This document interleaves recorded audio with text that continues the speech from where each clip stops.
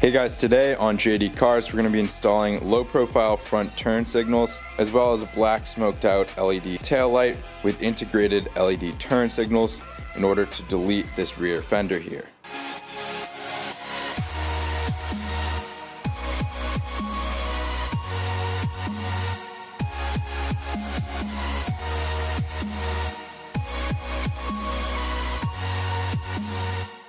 So I'm sure you guys have heard me say in my other videos that I'm really not a fan of this huge whale tail of a fender, and I really want to get rid of it just to open up the rear of the bike here and to make it look more sporty. So this integration kit that I just got in from 402 Innovations is going to allow us to remove that rear fender by integrating turn signals into our rear tail light. So I think we'll start with installing the low profile front turn signals here, and then we'll get to the exciting rear tail light. So the removal of the front headlight assembly here is very easy and straightforward on this bike. To do so, we have to remove two 10mm bolts on this side and the same on the other side.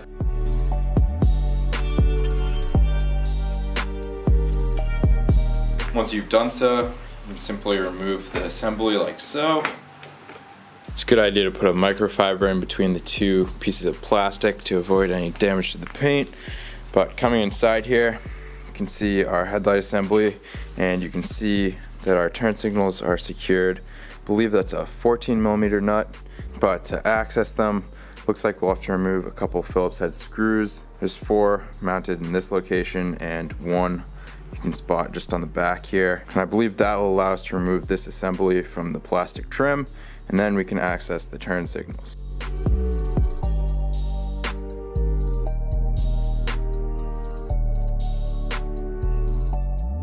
I'm also gonna push and pop out these side pieces of trim here, like so, just to make our life a little easier. This center assembly sits on 2 pivot points that are attached to this outer trim. Already done on this side. Pull off the outer piece of trim that pivots on the main assembly. Do the same on the other side. Separate the outer trim from the main assembly, which will then give us access to remove this nut here. Yep, it was 14mm.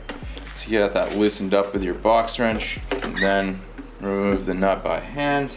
Doing so will release the turn signal, as you can see here. Follow this up and disconnect our wires here. You can disconnect our ground, which is the green wire, and the orange wire. And then you can pull out the turn signal, and we've successfully removed it. So if you're installing this on a genuine Honda Grom, you're not gonna have to change anything over. It has the appropriate connector on here. Now if you're installing this on a Honda Grom clone like I am, you're gonna have to transfer over your stock connectors onto the new low profile turn signal. Not a big deal. You can either solder them on or crimp them on. So I'm gonna do that quickly. And then I'll fix this double-sided 3M adhesive to the light so we can attach it to the bike. Okay, we can now come over to the bike here, remove the adhesive backing, and you can stick the leads through the trim, pull them through, and then position your blinker properly so it's facing forwards. And there we go. Fixed the bike here. Now I just have to connect it to the connectors here. So black to green and yellow to orange. Turn on the bike here and let's see if it works. Oh yeah, that looks awesome. I'm gonna repeat the same process over on the other side, and then we'll move on to the tail light. So also included is this flasher relay. So for you genuine Grom owners, you will have to install this behind your headlight here to correct your flashing rate. After testing out my blinkers, it doesn't appear that we need to install it. I'm perfectly happy with the flashing rate. So it's now time to reassemble the front headlight here and reinstall it.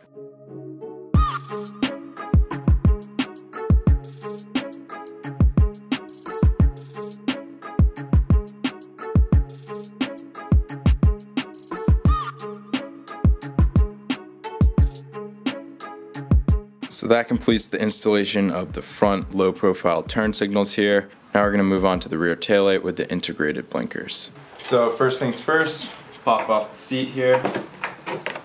So here's a rundown of the wiring on this bike. This main 3-wire connector here is your taillight connector and brake light connector.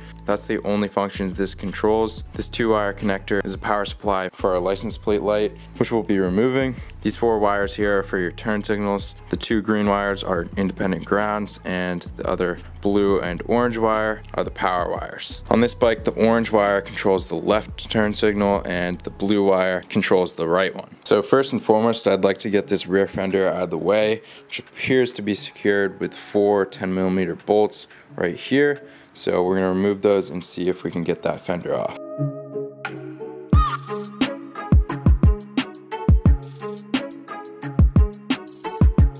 Alright, so I'm juggling a couple of things here. Removing those also removed this rear rack, which I kind of was a fan of, so I don't know, we'll see if we can reattach that. We can likely do so using some nuts and bolts. Removing those 4 10mm bolts did remove the rear fender here. We're going to disconnect all of our electrical connections so that we can remove the fender here. So a quick note, before disconnecting everything, it is a good idea to operate your turn signals and play with disconnecting a couple wires just to familiarize yourself with the setup and mark any wires as needed. So after disconnecting all of our electrical connections, we now have removed the rear fender, and I am so happy with how this looks. It looks 1,000 times better without this huge whale tail. Now before we pull the stock taillight, I do want to talk about the wiring a little bit here. So here's our new light assembly and the main taillight connector. As you can see, the style differs a little bit on this Honda Grom clone. If you have a genuine Honda, disregard this note, but in my case for this bike, I'll be stealing this connector from the stock light and soldering or crimping it onto the new light here so that we can easily make that connection. And the turn signal power wires are the same style connector as this bike, so that should make things very easy. So removing the stock light is very easy and straightforward. You just have to remove a couple 10mm nuts, retaining it in place.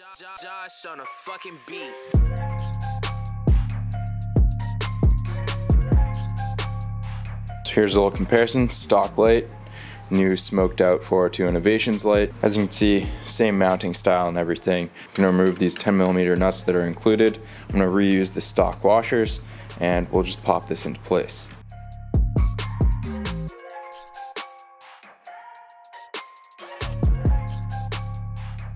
So I've got my light all bolted in here, and as you can see, I've got the stock connector crimped on to the new light.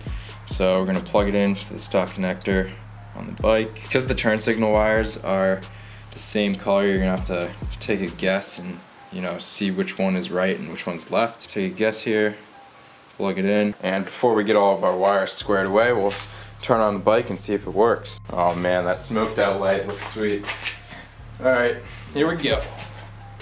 Oh yeah. Alright, so we have a working tail light. See if the brake works. Yep, brake works. And let's try the turn signals.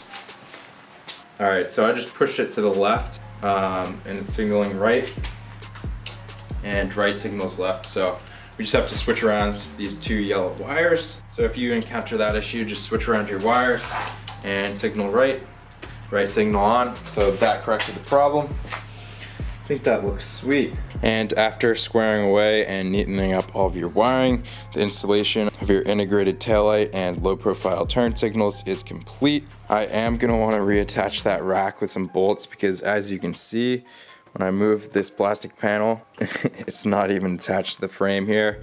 I mean, obviously it's attached up here. The rear isn't going anywhere, but I do want to better secure it.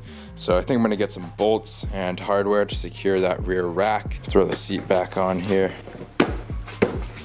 Alright, I'm going to clean up all this stuff and then I'll get you guys some nice rolling shots of the new turn signals and new integrated taillight.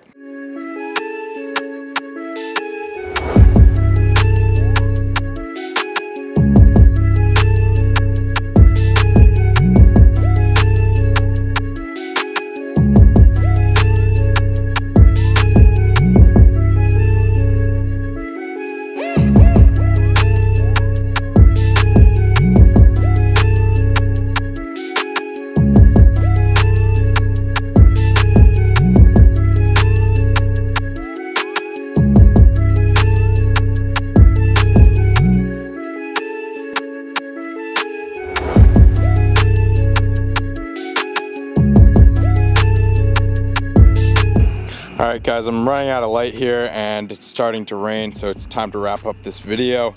But I do have to say I'm extremely happy with these 4R2 Innovations low profile front blinkers and the 4R2 Innovations taillight with integrated signals.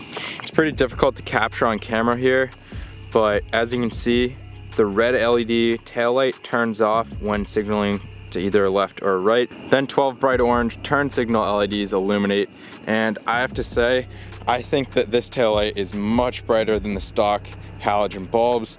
Those single halogen bulbs really don't do a great job. They're not very bright, and they're honestly a double negative because they don't look good and they don't work well. So if you're looking to improve the look of your bike and the safety and functionality, it's definitely a good idea to look into a set of these lights. The installation took me, I don't know, hour and a half, and I was filming the entire time, so you can probably get this install done in less than an hour. For all you genuine Honda Grom owners, it's all plug and play. If you own a clone like me, it's just a couple simple connections to make.